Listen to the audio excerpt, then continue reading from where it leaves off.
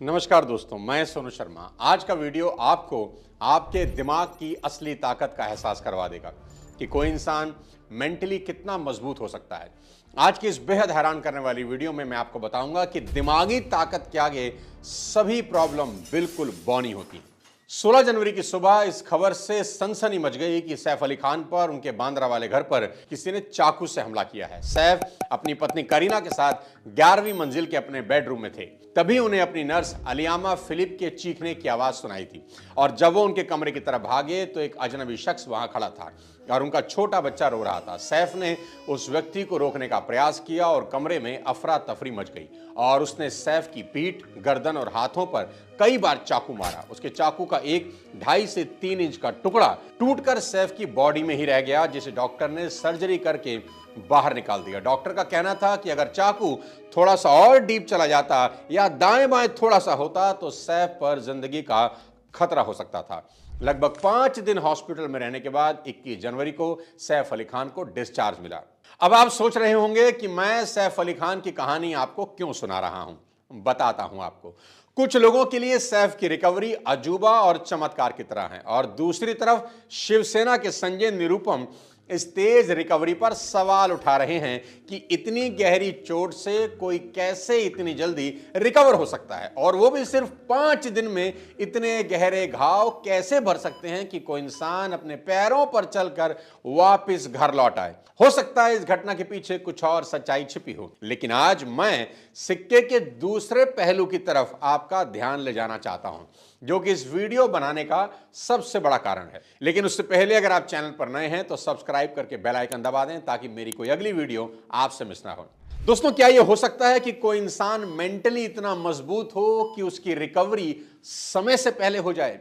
क्या सैफ अली खान मेंटली इतने मजबूत हैं कि वो मात्र 5 दिन में इतने बड़े जख्म के बाद अपने पैरों से खुद चलकर घर लौट आए? क्योंकि मेडिकल साइंस का तो यही मानना है कि इंसान की फिजिकल रिकवरी बहुत हद तक उसकी मेंटल स्ट्रेंथ पर डिपेंड करती है। इसकी सबसे बड़ी ताजा मिसाल हमें कुछ दिन पहले देखने को मिली क्रिकेटर ऋषभ पंत के केस में, जो कि मौत के मुंह से वापस निकल कर आ गए, जिनके एक्सीडेंट के बाद बहुत से लोगों ने यह कह दिया था कि खेलना तो बहुत दूर, अब ऋषभ पंत कभी ठीक से चल भी नहीं पाएंगे।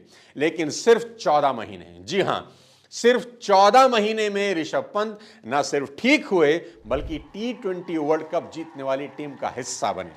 इसलिए सैफ अली खान की रिकवरी में जितना डॉक्टर का कमाल है उतना उनकी खुद की मेंटल स्ट्रेंथ का भी बहुत बड़ा रोल हो सकता है। लेकिन फिर भी अगर आपको यह सब इत्तेफाक लगता है तो इस वीडियो को आखिरी तक देखिए। मेरा दावा है कि आपकी सोच को आज 440 वॉट का झटका लगने वाला है, क्योंकि आज के इस वीडियो में मैं आपको ऐसे जाबाज बहादुर लोगों की कहानियां सुनाने वाला हूं जिन्होंने अपने हौसलों और जिद के आगे हर हादसे को बौना साबित कर दिया। और मेरी गारंटी है कि इस वीडियो को देखने समझने के बाद कोई नहीं पूछेगा कि सैफ इतनी जल्दी ठीक कैसे हो गए।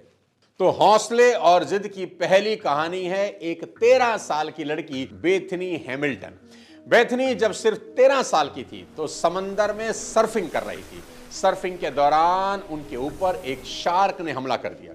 इस हमले में शार्क उनका बायां हाथ चबा गई। बेथनी को हॉस्पिटल ले जाया गया। आपको अगर सैफ अली खान के 5 दिन में घर लौटने पर ताज्जुब हो रहा है तो अंदाजा लगाइए कि बेथनी हैमिल्टन को घर लौटने में कितना वक्त लगा होगा, जिसका एक हाथ ही शार्क खा गई हो। जो मैं बताने वाला हूं उसे सुनकर आपको अपने कानों पर यकीन नहीं होगा, पर एक एक बात 100 आने सच है। वो सिर्फ 13 साल की लड़की एक हाथ गंवाने के सिर्फ 1 महीने के बाद उसी समंदर में सर्फिंग बोर्ड लेकर खड़ी थी।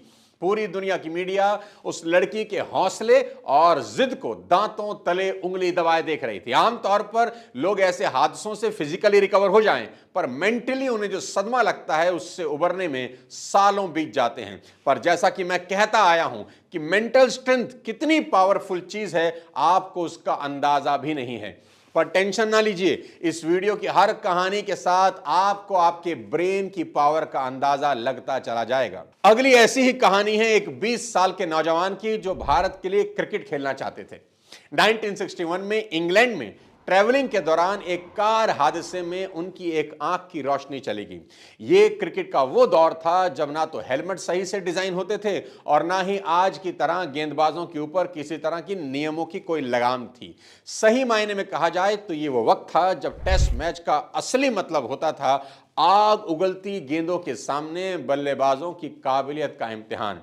उस रोड एक्सीडेंट में अपनी राइट आई गंवाने के सिर्फ 6 महीने के अंदर उस नौजवान ने न सिर्फ इंडियन टीम में डेब्यू किया बल्कि वो उस वक्त की भारतीय टीम के सबसे सफल कप्तान बने।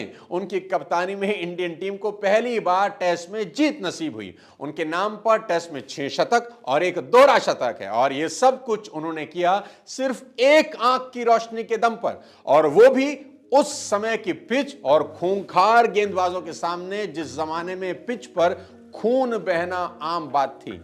आप बिल्कुल ठीक सोच रहे हैं, मैं बात कर रहा हूं सैफ अली खान के पिता नवाब मंसूर अली खान पटौदी के बारे में, जिन्हें प्यार से लोग टाइगर पटौदी बुलाते थे।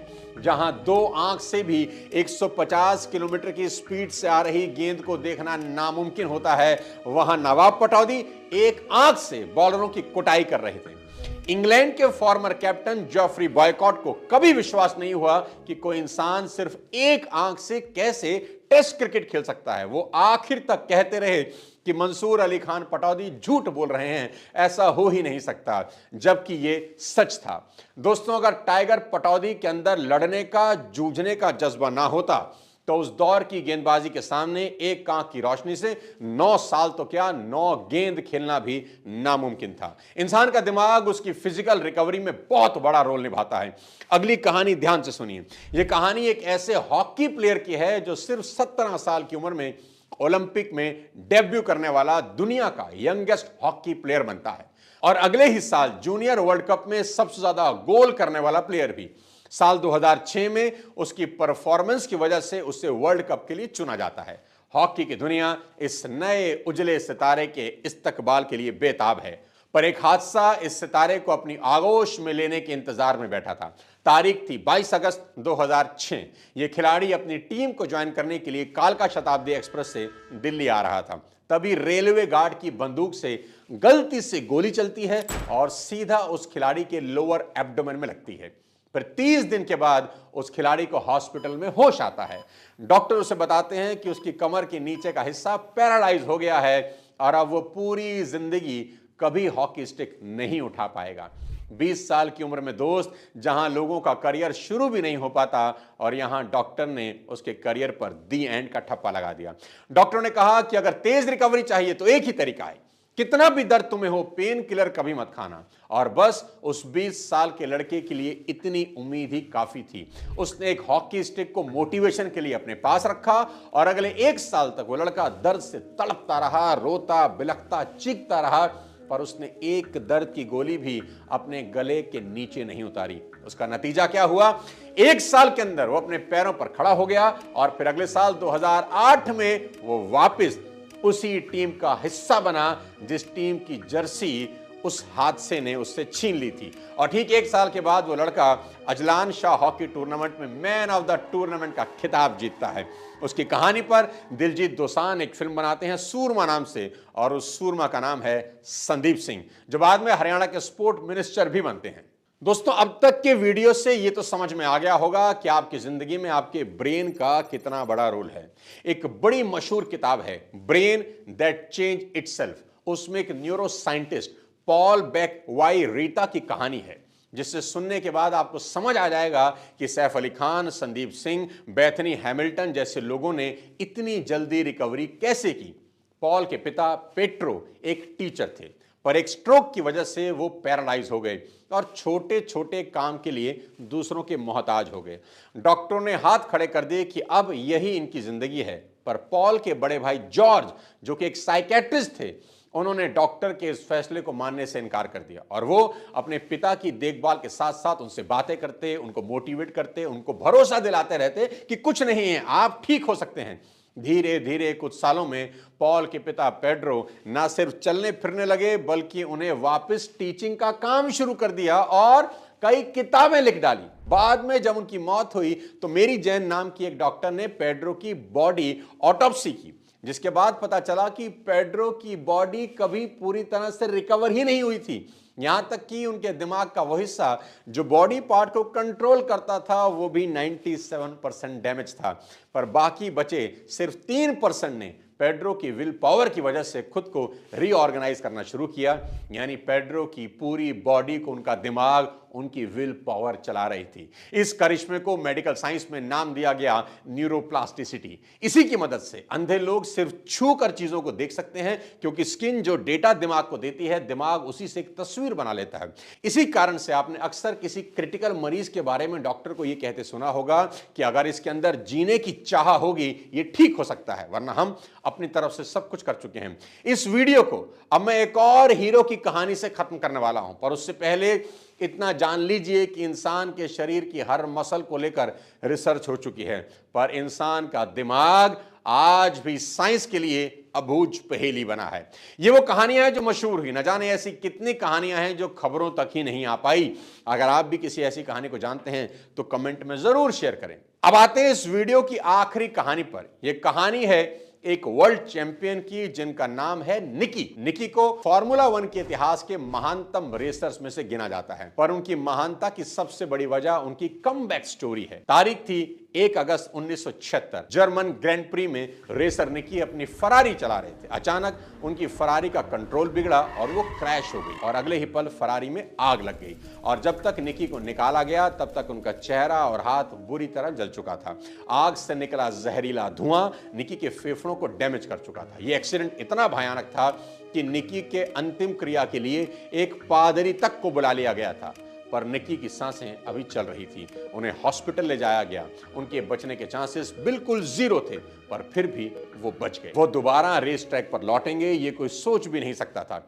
कुछ ही दिनों के बाद हॉस्पिटल से सीधा डायरेक्ट निकी रेस ट्रैक पर लौटने की तैयारी करने लगे। बेतहाशा दर्द भी निकी के हौसलों को दबा नहीं पाया, और ठीक 42 दिन के बाद 12 सितंबर 1976 को निकी रेस ट्रैक पर वापस लौटते हैं। दुनिया उनकी वापसी से ही हैरान थी, पर गाड़ी की तेज स्पीड से उठ रहे जानलेवा दर्द के बावजूद भी निकी ने रेस में चौथा नंबर हासिल किया। उस दिन दुनिया ने जब निकी के जले हुए चेहरे को देखा तो उन्हें वहां जख्म नहीं, एक इंसान का जुनून नजर आ रहा था। दोस्तों याद रखिए कि जब इंसान किसी चीज को करने के लिए जुनून की हद तक चला जाता है तो वो क्या कर सकता है इसकी कोई सीमा ही नहीं है। बस इतना ही कहूंगा कि हादसे इंसान को डरा सकते हैं, कमजोर कर सकते हैं, तोड़ भी सकते हैं, जला भी सकते हैं, पर दुनिया का कोई हादसा इंसान के हौसलों को नहीं हरा सकता।